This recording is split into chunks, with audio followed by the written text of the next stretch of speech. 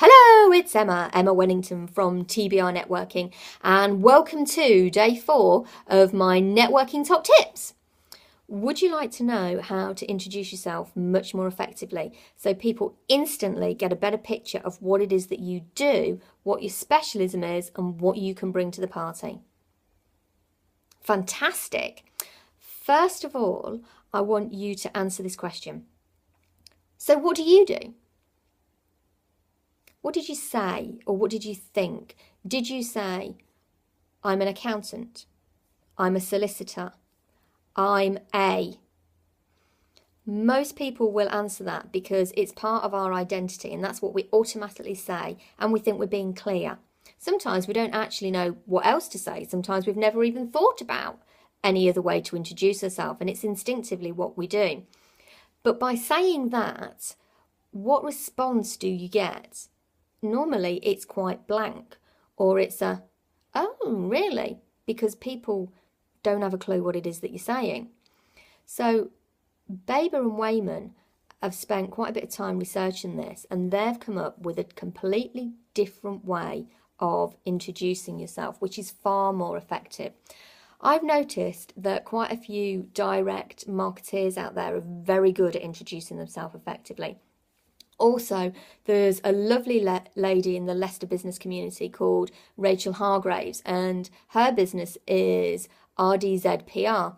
She's wonderful at introducing herself, and she will never say, I'm in PR. She says, I help people too.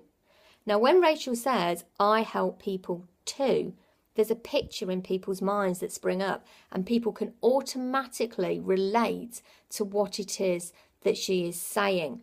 So it's much clearer, and it's a really, really good way of bringing you into what it is that you do. Your personality comes out and it clearly identifies what you do. I'm in PR is very generic, but by Rachel saying, I help people too, it instantly tells you what it is that she does. Now, Baber and Wayman put forward a formula for introducing yourself. It's not difficult, it's really easy. It's called the best test formula. And what they have said is that when you're introducing yourself, you either use the best formula or you use the test formula. Best is a description of what you do. So best will say, I help people too. So one of the things that they said is, I help people to read between the lines on a soup can. That was an illustration of what a dietitian does. So she doesn't say, I'm a dietitian. She says, I help people to read between the lines on a soup can. So instantly you're thinking, oh, right, yeah, that person helps people to understand labelling. Test is based on the test formula, and test means testimonial. So one way of introducing yourself, if you worked in human resources, one way you could say is, well, what I do is this morning I sat down with 2 warring teams and convinced them that it was time to smoke the peace pipe. That's another example that Baber and Wayman give. So instantly you have a picture of what that person does and what they're good at. It's really easy, and you can try and think of ways in which you can introduce yourself. So for me, my introduction is going to be, I help businesses to form better relationships with other businesses. Need to work on it a little bit, but it's an introduction. It's not, I run a networking group. Now, going back to Baber and Wayman, they also come up with 4 different ways of taking that introduction a bit further. And what they're saying is, you need to think about, tell your talent, not your title. So as we've said, telling a talent describes a picture of what you do. The other thing they've suggested is keep it simple. So I use the example there of a human resources professional. I was a human resources professional and my job title was an HRBP, and everyone goes, what the hell's that? HRBP stands for a human resources business partner. Now, that doesn't mean anything to somebody who's never come across an HRBP, so you would need to change that. So stay away from jargon and keep it simple. Unless, of course, the people that you're meeting are in your industry, and then you can use the jargon but follow it with a good description of what you're doing. So the testimonial. This morning I sat down with 2 warring departments and convinced them to come to a truce. So that's another way.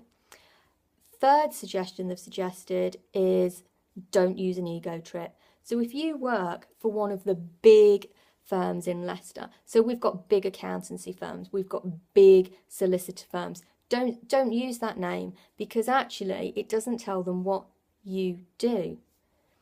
You might, the fact that you work for that company might be impressive, but if you want to have that relationship, it doesn't tell them what you do, and it doesn't tell them what they can do for you and what you can do for them.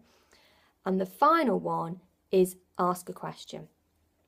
This might feel a little awkward to some people, but practice will make it easier. So for example, you might turn the question round and say, have you ever worked for a bank where they've put the wrong money into somebody's account? And they'll go, yes. Or a better way of phrasing that question would be, have you ever come across a bank that's paid the wrong money into somebody's account by mistake? Now, the way of changing that round would be, right, okay, yeah, I work for so-and-so bank, and I help people to make sure that that never happens again.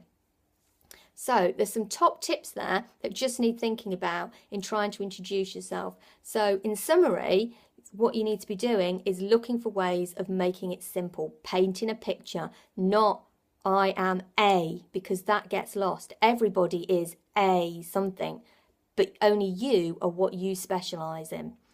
So thank you very much for listening.